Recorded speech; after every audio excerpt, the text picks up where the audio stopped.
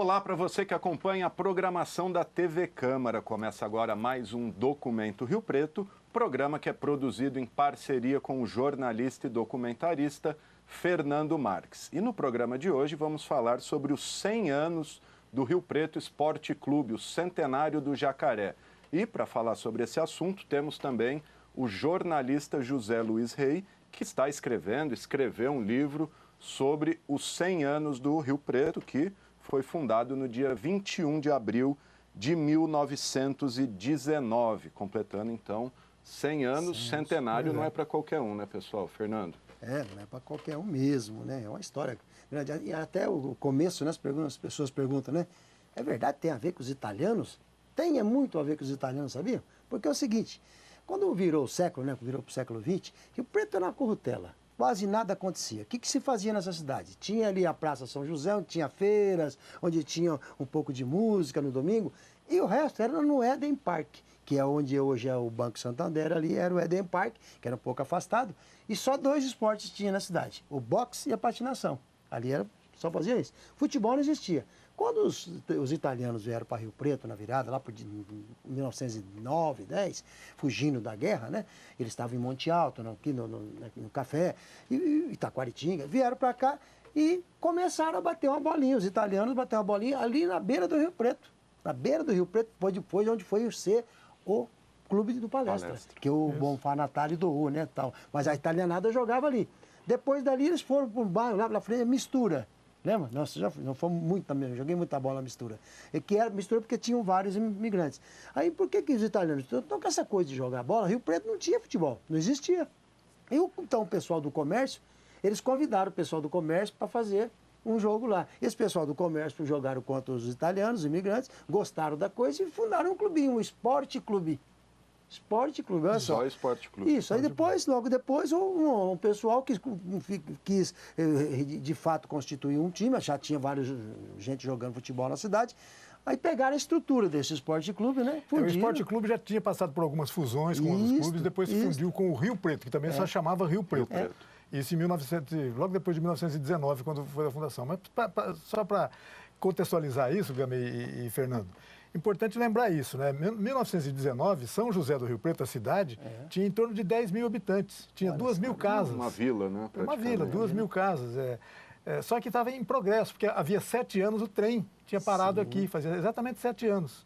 E o futebol tinha chegado no Brasil há coisa de 24, 25 anos. Até então não tinha. O Charles Miller chegou com a bola de capotão lá.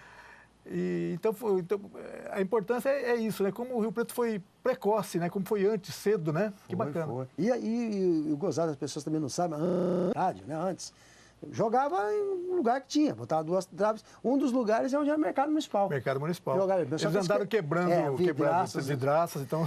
Proibiram ali, né? Até nós temos, tem certo, nas atas, quem denunciou isso no Porvir, jornal O Porvir, foi a avó do Vila Nova, que moravam ali, a bola quebrou a vidraça, que é onde é hoje o Poupa Tempo. Ali quebrou a vidraça, ali jogou, por exemplo, quebrou a vidraça, então... Que eram os problemas da época. Os problemas da época. Depois eles foram jogar atrás do cemitério. Cemitério onde era o Cardeal Leme, né? E que já era terra do... Eu acho que já era o cemitério da Ercília, já. Não, lá em cima. Porque, sabe por quê? Eles gostaram do local. O Vitor Brito Bastos, então, doou para eles aquela parte para fazer o campo. Por isso que eles puseram uma trave. Aí ficou esse... Isso. E isso aí está nas atas dizendo que a turma queria tirá-los de lá de jogar. Então o Vitor Bastos doou um pedacinho da terra que ele tinha que ir até lá em cima, né? Isso. E até no shopping, tudo deles. E aí que eles fizeram. Aí você sabe do campo como é que foi. Legal. Ô Rei, fala pra gente, esse livro que você está escrevendo, foi ideia tua, você foi encomenda, o pessoal do Rio Preto pediu, como é que tá esse livro, quando vai ser lançado? Fala pra gente. Minha ideia, acho que todo mundo teve essa ideia. Todas as pessoas que gostam do Rio Preto, que gostam do futebol, que gostam da cidade, em algum momento deve ter pensado, puxa, quando fizer 100 anos tem que fazer alguma coisa, né? Então a própria diretoria do Rio Preto tinha essa ideia. Eu, como torcedor do Rio Preto, por atavismo, né? Por herança do meu pai, né? Eu sempre trabalhei com essa ideia de fazer isso e deu certo do Rio Preto me convidar para fazer isso. Comecei a fazer, não comecei a fazer há muito tempo não, comecei há pouco tempo. Estou contando muito com a colaboração das pessoas, entre as quais o Fernando Marques e outras pessoas, outros historiadores e memorialistas da cidade que por sorte de Rio Preto, se dedicam a isso, né? Porque senão a gente já teria desaparecido muita coisa, já teria desaparecido e hoje não desapareceu. Já mais. desapareceu muita coisa. Sim. O próprio Rio Preto, a história do Rio Preto é truncada. Porque houve um incêndio muito grave em 1952 na sede da rua Jorge Tibiriçá, onde o Rio Preto funcionava no piso superior da sede do Banco Alfomares, que já não existe mais. E destruiu aquela sede em 1952. Ou seja, o que tinha ali O que tinha de atas, etc., sumiu. Aqui, ó, isso aqui não tem lá no Rio Preto. São fotos, olha fotos, isso aqui é do Otto Irmann. Quer dizer, aquele grande fotógrafo alemão. Nossa, é bacana. São fotos assim, desse estilo que a gente colocava papel. Né? Isso aqui o Rio Preto não tem. Isso aqui é o jogo contra um São Paulinho, sei lá, São Paulo. Não sei se é contra o São Paulo. Pode ser o São Paulo, que já jogou 4 vezes contra o São Paulo. Contra o São Paulo, sim. Em tempos idos, Isso. Né? Aí o arquivo é de Orlando de Souza. Então, o Rio Preto, por conta disso, desse incêndio, entre outras coisas, perdeu boa parte da sua memória, muitos troféus foram destruídos ali. Só sobraram os troféus que, por acaso, não estavam ali, tinham sido levados para o folheiro para reparos. Tinha uns 4 ou 5. O resto desapareceu. Né? O presidente na época era o Félix Buzaide. Ele aliás, na galeria de presidentes do Rio Preto não consta a foto do Félix Buzaide, mas ele foi presidente eleito. E tiraram do Dalapia também, né? Ele está coberto lá. Está coberto com um pano preto. Ô Rei, e o teu livro, ele é um relato histórico ou tem tua visão, até romanceado? Eu procurei dar um sabor no texto para não se transformar aquilo numa ata de reunião, né?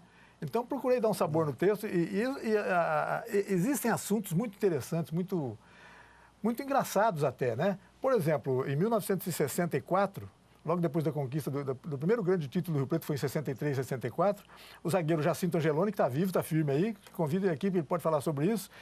Ele jogando contra a Portuguesa Santista, no Vitor Brito Bastos, levou uma cotovelada do Samarone, que depois foi jogar no Fluminense, etc. Rompeu o supercílio e começou a sangrar.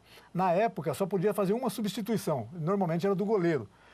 Então, ele ali na beira do campo, estancou o sangue com um pano qualquer ali, saiu do estádio a pé, pegou o ônibus ali em frente, foi até o pronto-socorro que ficava na Voluntária de São Paulo, levou 3 ou 4 pontos ali, voltou para o campo e continuou o jogo. Nossa. Perdeu aquele jogo por 2-1, se não me engano, esqueci já.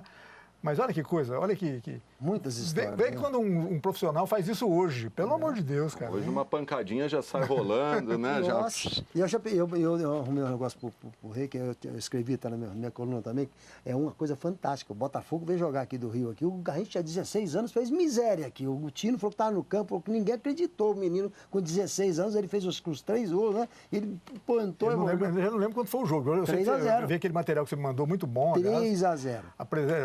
Garrincha, Quarentinha, o goleiro era Lugano. Mas o Garrincha começando, 16 anos, jogou titular. Moleque. Ele era moleque. Legal. Fernando, vamos dar uma pausinha para a gente ver um dos vídeos aqui que você trouxe, que é um vídeo que tem imagens da construção e inauguração do estádio Anísio Haddad, que também foi num dia 21, mas no dia 21 de abril de 68, você até trouxe o cartaz aqui. O cartaz aqui, ó, olha só. Tudo bem, vamos mostrar, ia falar para você mostrar depois que a gente vê esse vídeo. Então vai, vamos ver primeiro. Vamos fazer o seguinte, vamos ver esse vídeo.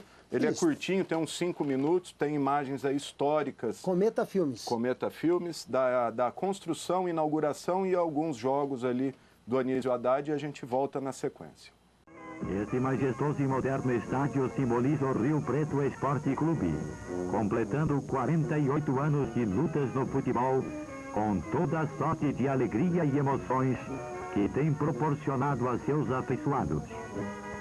A nova fase do glorioso no seu verde e branco é deixar o velho estádio Vitor Brito Bastos e vir para este gigante de cimento armado.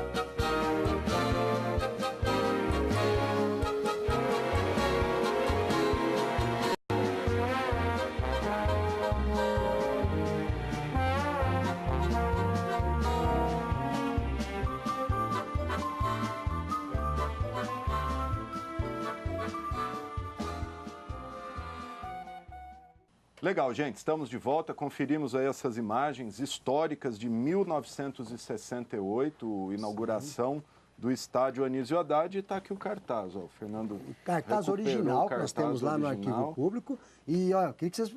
Aqui, ó, quem fazia era Malagoli, gente. Eu estou escrevendo, estou fazendo um filme sobre os irmãos Malagoli. Que, aliás, foi o autor também desse personagem aqui. Desse mascote. Por isso que eu estou falando, nós vamos fazer justiça agora aos irmãos Malagoli, que eles foram fantásticos, foram 2 artistas dessa cidade, foram demais, né? Sem dúvida. Então, você vê, ó, foi um cartaz original feito pelo Malagoli. Isso aqui só o Arquivo Público tem. E, curiosamente, a estreia aí com a Ponte Preta, outro time centenário também, 1911 ou 1910. Levou uma goleada da Ponte 4-1. Tomou uma goleada com, se não me engano, quem apitou foi Silvio Luiz.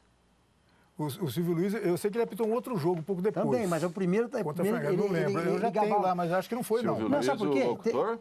Ele era árbitro, né? Então, mas sabe por quê? Foi uma vez, eu me lembro na... Rio Preto e Francana, quando o Rio Preto quase classificou. Não, eu digo na primeira, sabe por quê? Ele discutiu com o Godoy, sabe? O Godoy é americano e ele falou, tá, você roubou lá contra a Ponte Preta, não sei o quê, ficou essa brincadeira.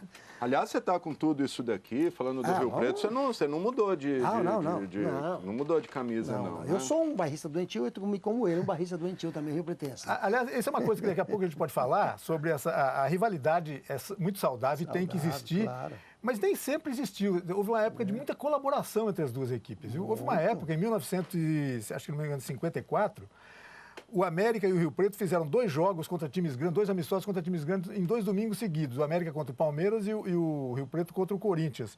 Os 2 fizeram um caixa único. Arrecadaram juntos depois de... foram muito co-irmãos.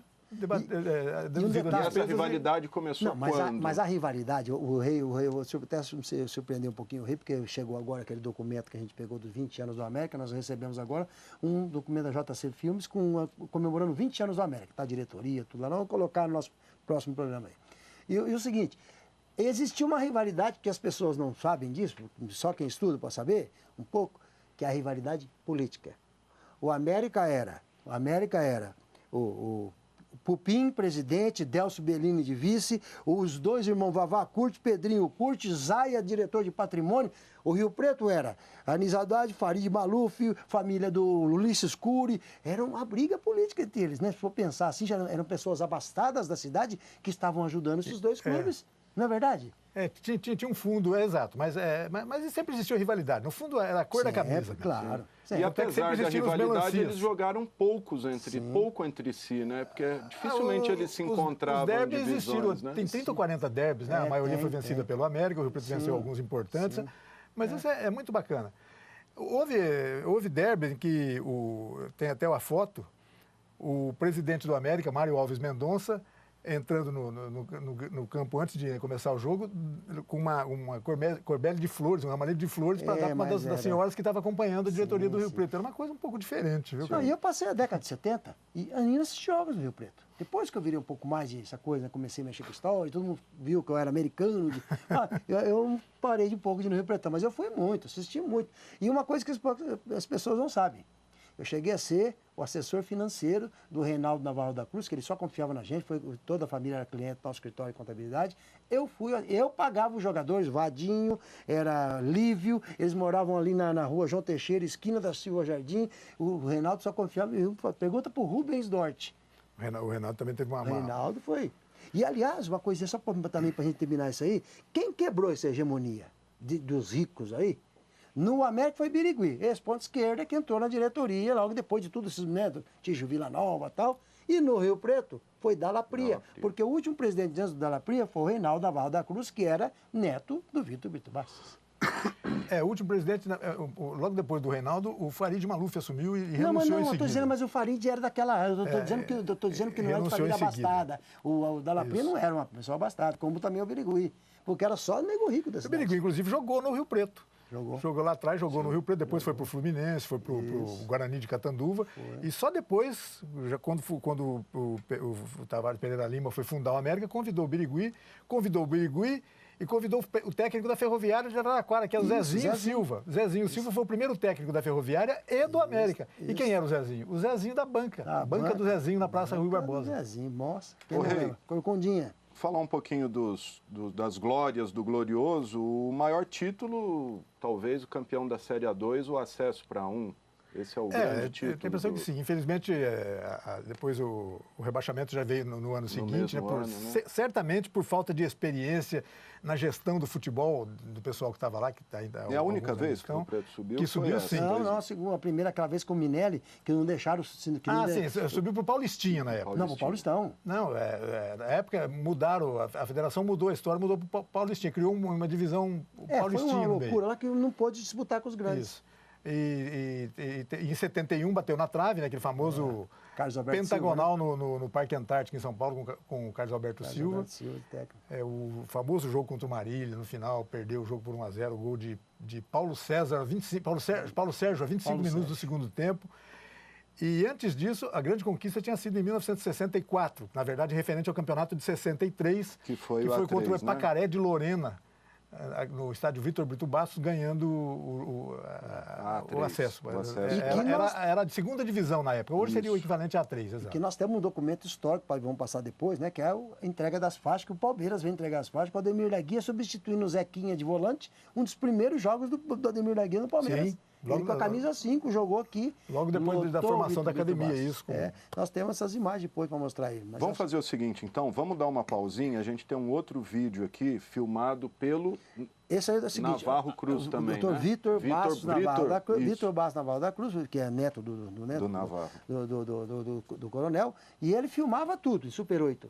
E ele filmou uma festa do Rio Preto, que olha, vou contar lá no antigo... Chopin. Chopin, isso. Chopin. No quintal do Rio Preto. No quintal do Rio Preto. Você chegava na cidade, tinha aquela, né, rotatória, fazia rotatória assim, só tinha isso, né? Ali era o Chopin e mais nada. E lá está uma turma da pesada, viu? Que nem o Brinco sempre fala, Babá, Bibi, Mimi, GG, Antoine, tá uma quadrilha lá. E os grandes baluartes do Rio Preto estão lá, Farid Maluf, todo mundo viu, Abílio de Maura, e todos estão lá. É um documento histórico. É a festa dos 60 anos do Rio Preto em 1979. Vamos conferir então e a gente volta depois.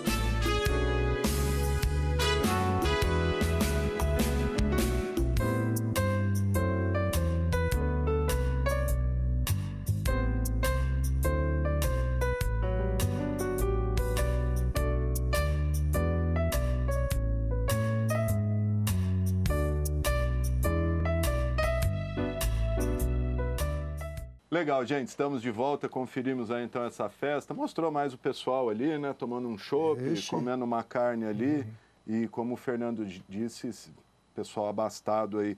E vou aproveitar e perguntar para o Rei sobre isso. O patrimônio que o Rio Preto construiu, ele parece que soube preservar e colher frutos dele, né, Uma Rei? boa parte, sem dúvida, está preservada assim, né? O estádio do Rio Preto, do Rio Pretão, o estádio Anísio Haddad é um monumento ao esporte em São José do Rio Preto, né? Local mas perdeu algumas coisas, hoje, né? Ele né? tinha uma área de 34, não lembro agora quanto o tamanho certinho da área. Clube de campo, né? Na verdade, do clube de campo, 34 hectares, na verdade Sim. E ele, por uma série de condenações trabalhistas, etc., já nos anos 80, 90, isso acabou se dizimando, se perdeu, né? Bem ali onde entra no Conte, né? No Vila Isso Conte, é, né? Conte, logo atrás do Vila Conte ali. no Trevo de Schmidt. E a construção desse patrimônio também passa por um fator muito importante. O primeiro estádio do Rio Preto, o estádio Vitor Brito Bastos, aqui na Redentora, foi uma doação de uma área do coronel Vitor Brito Bastos. Mas a transformação daquilo em loteamento, a venda daquilo é que possibilitou a compra da área onde foi construído depois o Rio Pretão. Isso é muito importante, né? Quer dizer, sem ajuda oficial, etc., o clube... E não era nada ali, né? Tem umas fotos antigas que a gente vê, era mato ali, né? Então, inclusive tem uma revista aqui, eu tenho algumas revistas, né? Essa aqui o Rei conhece bem, né? De 19 de abril de 1964. Isso, 19 de abril de 64, porque 64 caiu no domingo, ou no sábado, no domingo, porque senão segunda-feira, 69 já é segunda, quer ver? Então, as revistas que contam a história, isso aqui, o editor-chefe era o Mário Andaló. Mário Andaló. Irmão do Alberto Andaló. Né? E também tem outra revista aqui com um suplemento muito bacana também do Diário da Região, que é de dia 20 de abril de 69, que é no domingo. Então, dia 21 caiu na segunda, o Diário soltou isso. Bem bacana também, bem ilustrativo. Né? São alguns documentos aqui que a gente tem guardado com muito carinho no arquivo público. Legal. Ô Rei, você que está por dentro aí, está escrevendo o livro, qual que é a situação do Rio Preto hoje? O clube está em paz? Como é que está? Tem guerra política, disputa por poder ou o pessoal está unido? Quer fazer o clube voltar aí, tentar voltar, né? Até onde a gente sabe, Gama, sem estar convivendo lá dentro, né? Mas sempre em contato com as pessoas, até onde a gente sabe, predomina hoje uma tentativa de uma mentalidade quase que empresarial. Pessoas muito ligadas às empresas, etc., que estão colaborando com o Rio Preto. Márcio Haddad, o Licinho... Os filhos dele, né? Os filhos exatamente. Dele. A segunda geração. Aquele do... Márcio Mendonça. O que vai no Mercadão lá, o Vagnão, né? Da Codilar O Wagner já está patrocinando até Flamengo já. O Wagner está longe, vixe. E realmente tem que bater palma para um cara levar o nome aqui. Não, muito bacana. Isso E o presidente hoje é o Zé Eduardo Rodrigues. Zé Eduardo Rodrigues. Legal. O Fernando trouxe mais um vídeo aí, que é esse do Palmeiras que ele falou, né, Fernando? Esse é um documento histórico. Isso aí foi parar nas minhas mãos assim, uma lata. Não lembro quem me levou essa lata de filme. Lá, a hora que eu coloquei no Moviola, eu tremi na base. A hora que eu vi Ademir da Guia com a 5. Depois eu tive a oportunidade de mandar isso para ele, a gente falar. Ele falou, rapaz, uma das primeiras partidas. Ele falou assim: eu joguei com a 5 de volante, porque o Zequinha, titular do Palmeiras, capitão, estava na seleção brasileira. Ele estava na seleção, então ele jogou de volante. Olha só que coisa. Chinesinho, aquele time do Palmeiras. E ele tem uma sonho. Imagens do Vitor Brito Bastos, mostra o ônibus chegando. Não é nem ainda no Rio Pretão, não. Vitor Brito Bastos. E o Ulisses Cury, presidente, né? Você tem a data desse jogo? Você lembra? Tem lá. Porque inicialmente esse jogo chegou a ser marcado para logo depois da conquista de 64, para a entrega das faixas. Sim. Aí chegou a ser anunciado, mas o Palmeiras tinha acertado 2 jogos em Votuporanga e em Fernandópolis e não pôde vir aqui, ele não veio. Sim. Remarcaram o jogo para, se não me engano, acho que em 66 para realizar, e foi um feito, né? Então, e eu vou chamar a atenção do pessoal em casa, que uma das primeiras imagens que vocês vão ver depois que termina o jogo, umas entrevistas, aquele homem com o rádio desse tamanho é o Hitler Fett, que ele está lá no campo, faleceu. O Hitler Fett está nesse documentário, ali tem 2 repórteres de campo, o Hitler Fett e o J. Ávila. Os dois que estão, mas porque aparece mais é o Hitler Fett, aparece com um rádio desse tamanho. Que aliás, ambos já se foram também recentemente. O Hitler morreu agora há pouco, né? Então, por isso que E nesse programa não está só o jogo, né? É um programa que você tinha no Canal 16, aí você entrevista ali o José Carlos Domingues, né? O ex-diretor, né? Que contou cada história hilariante que eu... Vamos botar de novo, porque isso aí o pessoal, como é que se comprava jogo, babá, tinha com cheque, comprar jogo fora. Aí o cara aceitou e voltou, depois que ele botou a mão na cabeça, falou, nossa, peguei cheque. E o babá falou, já Elvis, né? E tá ali o Rui Guimarães também e um jogador Noriva, que você entrevista, o Noriva, né? Foi disso aí que a gente vai extrair isso aí. Legal, vamos conferir então esse programinha aí com essas imagens de Rio Preto e Palmeiras, que o Rei acha que é 66, por volta de 65. Eu vou ver depois. Agora com os jornais fica fácil, nós estamos com tudo lá em outra. Vai para o site agora da prefeitura, hein? Até que enfim. Ainda bem que inventaram esse negócio de jornal, né? Claro. Estão querendo acabar, né? Infelizmente. Vamos conferir então, a gente volta na sequência.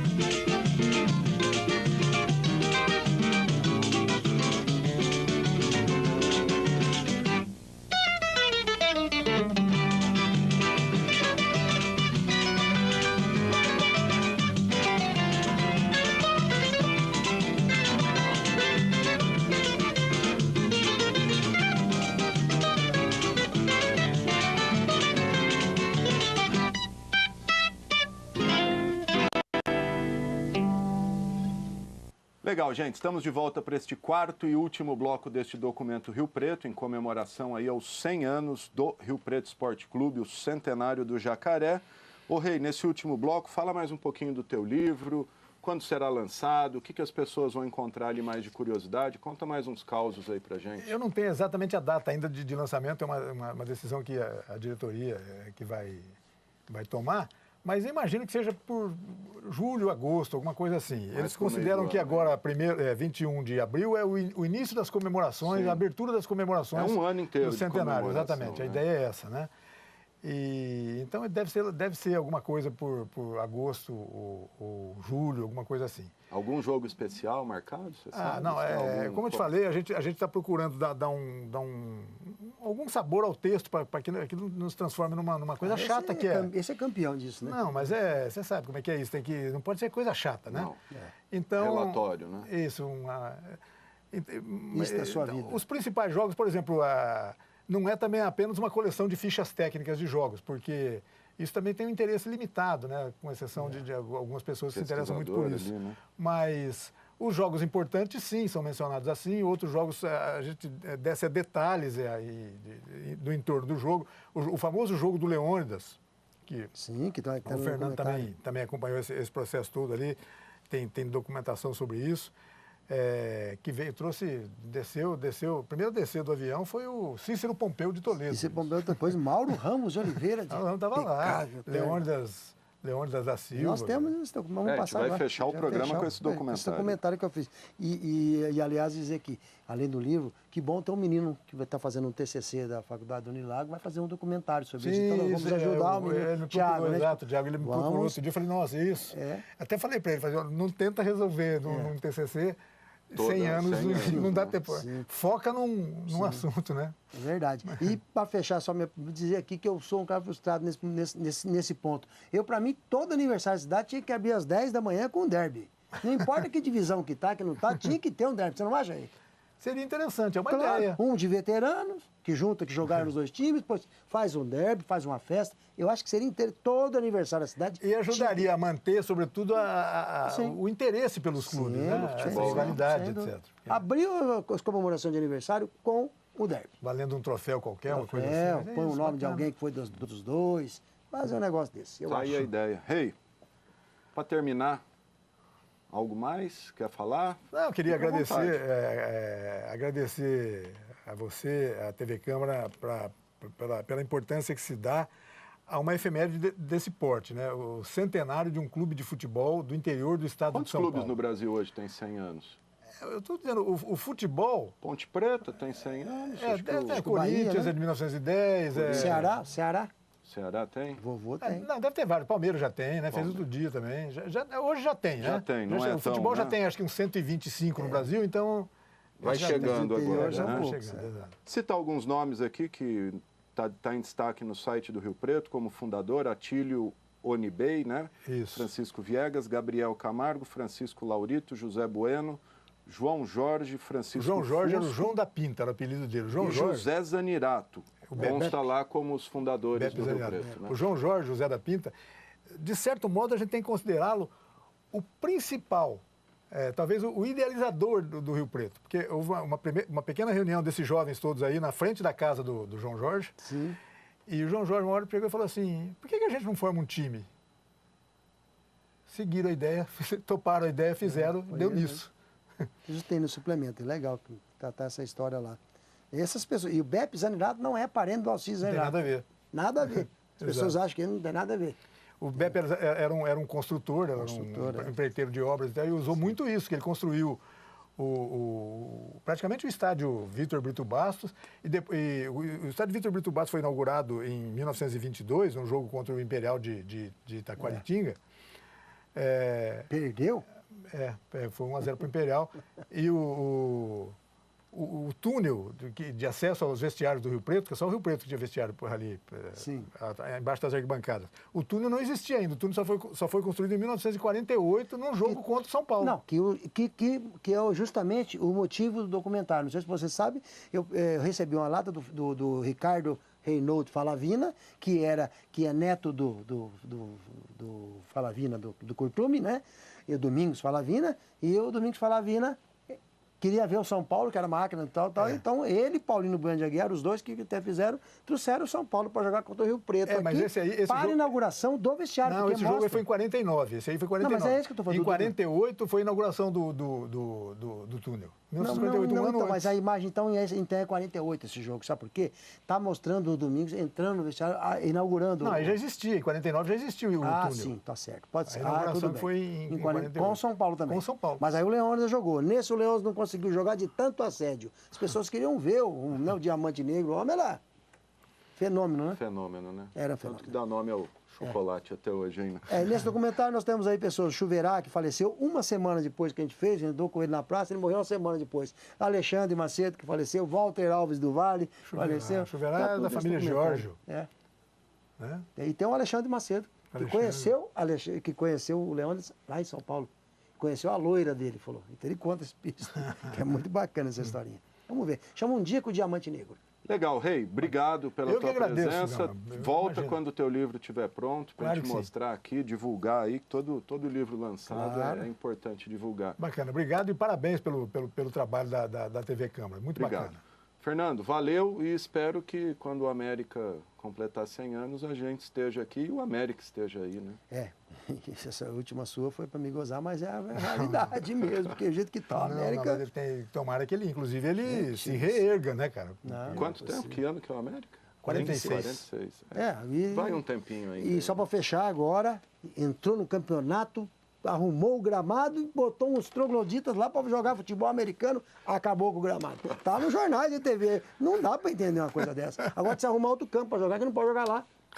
Destruir o gramado. Não dá para entender. Tá certo, mas aí é outra história então. Gente, obrigado pela sua audiência, pela sua paciência. A gente termina este documento Rio Preto com esse documentário Um Dia com o Diamante Negro, o dia que o São Paulo veio a Rio Preto com seu principal astro da época, que era o Leônidas da Silva.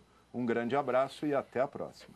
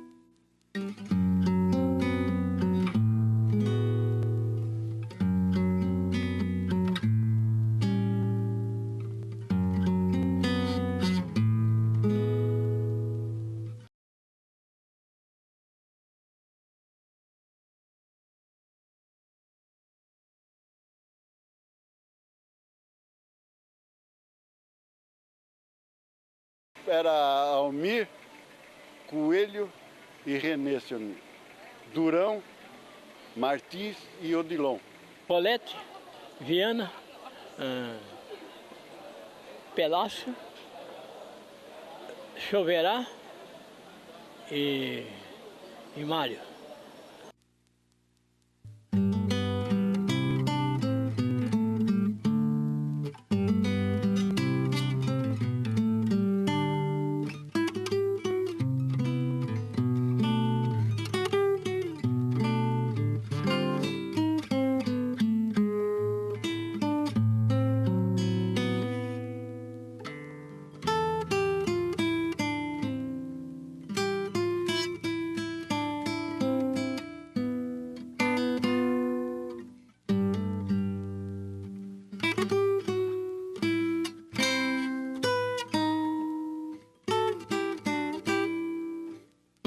O melhor time que o Rio Preto teve em 1948 até 1950 foi um grande time. Deixamos de subir em 1949 em virtude que naquela época a Federação Paulista de Futebol permitia inversão de mando de jogo. Aliás, nós não subimos aquele ano porque, se eu não me falha a memória, o 15 de Piracicaba comprou o mando de jogo de Presidente Prudente e subiu no lugar que ele comprou o mando e o Presidente Prudente foi jogar em Piracicaba. Foi nessa época que subiu o 15, que era para subir o Rio Preto, subiu o 15. Ele comprou o mando de jogo. Naquele tempo comprava qualquer coisa, não sei como é que era, mas então o Rio Preto era para subir naquela época. Nós fomos prejudicados aqui pelo juiz Querubim da Silva Torres. Lembra até o nome.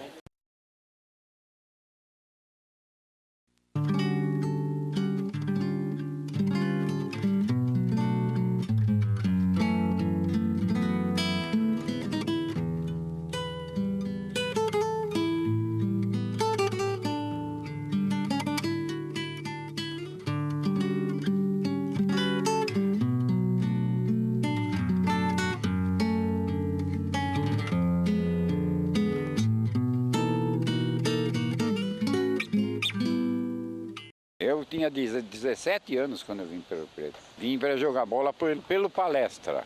Eu vim pelo Palestra. Depois o Palestra jogou em 47 e se desmanchou o time. Domingos Sinibaldi desmanchou o time, acabou com o time. Aí em 48 eu fui para o Rio Preto, justamente esse ano em que o Rio Preto teve um dos melhores times, dizem, né? Os que assistiam todos. Eu era um meia esquerda. Que eu não tinha, naquele tempo não tinha esse negócio de 5 jogadores no meio do campo, não. Era um médio volante e um meia esquerda. O médio era meia esquerda. Mas eu era um jogador magro, assim, franzino, mas eu era, até o meu apelido no Rio Preto, quando saía os cartazes, era o motorzinho, que eu não parava no campo. Era um... Eu não jogava marcando ninguém, eu ia onde estava a bola, eu queria bola. Entende? Então eu aparecia, então eu tinha apelido de motorzinho. Eu fazia gol. Eu não jogava só lá atrás, não. Eu ia lá fazer gol mesmo, e fazia. Então não tinha esse negócio de marcação, não. A bola caía na direita, eu ia lá para a direita. Se a bola estava na esquerda, eu estava na esquerda. Entende? Às vezes ajudava a defesa.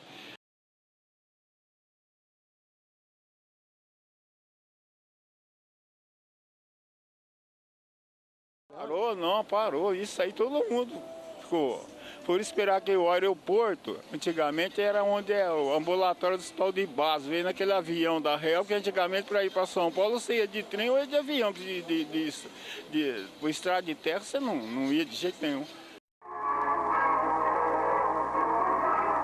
No aeroporto local, os aficionados pelo futebol aguardam a chegada do avião que conduzirá os jogadores do São Paulo Futebol Clube.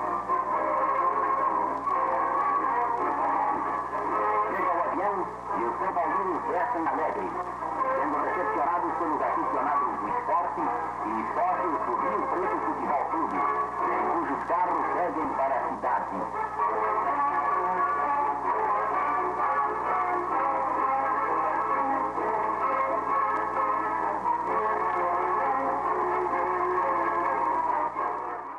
Desceu a Bernardino e a gente começou a acompanhar ele. Não desceu a Bernardino, desceu uns 4 quarteirão mais ou menos. Depois eles pegaram, puseram dentro do carro e veio para o hotel aqui.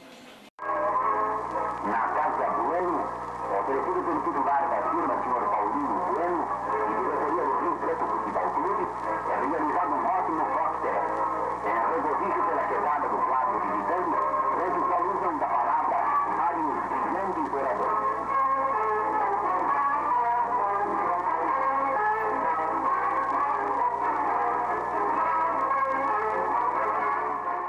A Casa Bueno era um dos maiores magazines do interior do estado de São Paulo. Tinha de tudo, uma loja espetacular. Vinha toda a região comprar aqui em São José do Rio Preto pela divulgação que a Casa Bueno dava pela própria firma e pelo nome de São José do Rio Preto também. Uma grande casa, numa época em que o comércio era restrito, Paulino Bueno de Aguiar tinha uma visão muito grande do futuro. Então ele pôs uma loja para durar 50, um século. Muito boa, Bueno. O campo do Rio Preto naquela época, né? Era aquele campo que você entrava do lado da arquibancada, cabia bastante gente, do lado aqui da Bernardino, no fundo não tinha gente, que era a divisa residência, não tinha, no gol do fundo. E do lado daquela geral que tinha ali.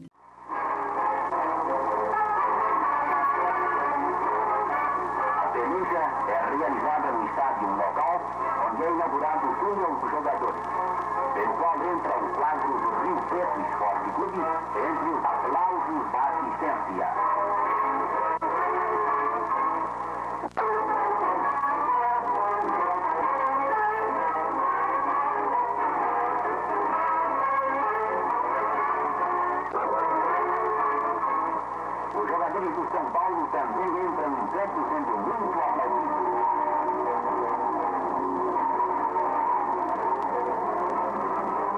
O quadro local pronta para a nossa observação.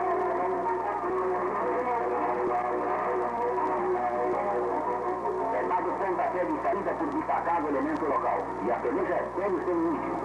Encontro de diantes verdadeiramente sensacionais, onde os padres de Sucete se esforçaram pela vitória e pôde ao 11 visitante pela contagem de 3-0. Nós perdemos 3-0.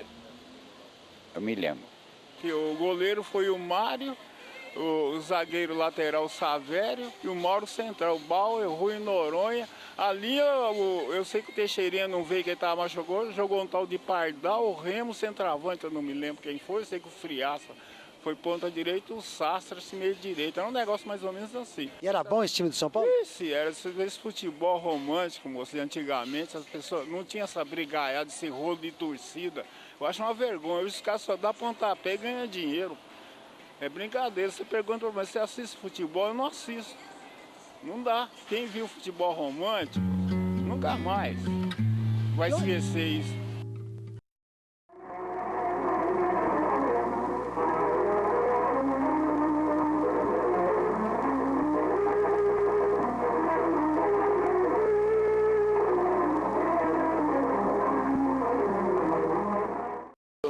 Foi um jogo que o São Paulo fez gol, né, logo de começo, e o São Paulo passou a dominar, porque o São Paulo tinha um timaço.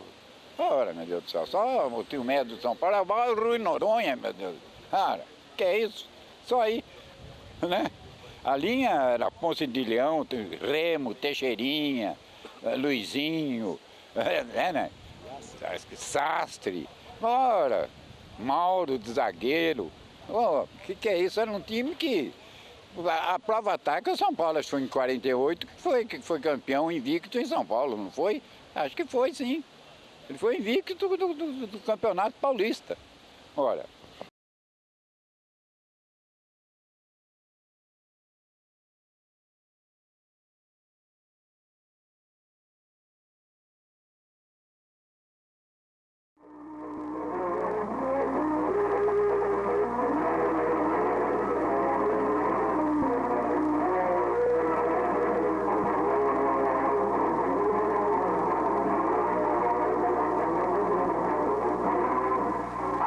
E o rádio locais estiveram presentes acompanhando, radiando os lances da peleja, alguns eletrizantes.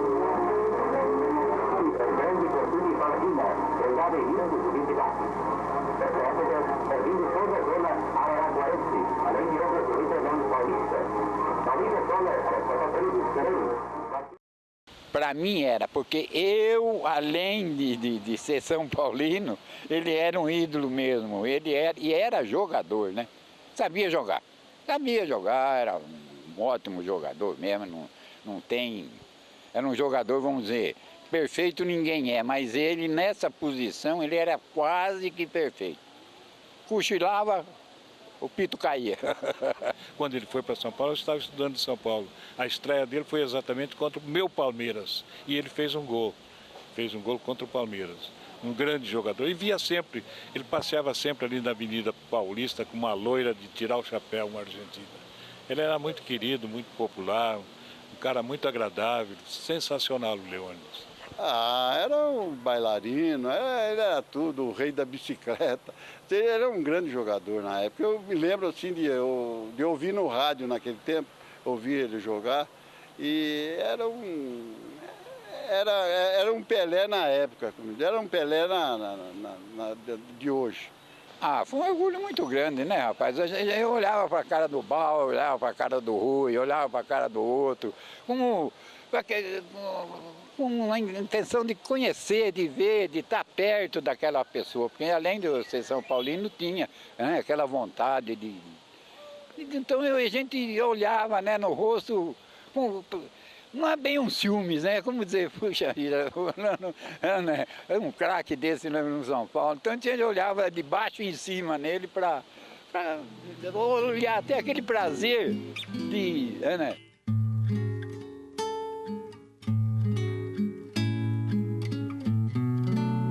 Fechou o quarteirão quase, só para ver o Leônidas, só para ver.